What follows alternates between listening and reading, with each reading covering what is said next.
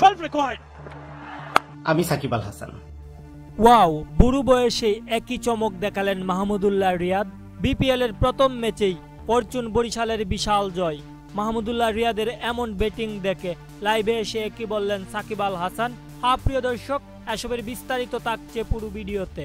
BPL এর প্রথম ম্যাচেই আজ টসে হেরে আগে ব্যাটিং করতে নামেন দুর্বার রাজশাহী। আর ব্যাটিং করতে নেমেই এদিন এনামুল হক বিজয় ও ইয়াসির আলীর দুর্দান্ত ব্যাটিংয়ে নির্ধারিত ওভার শেষে 197 রান সংগ্রহ করেন রাজশাহী।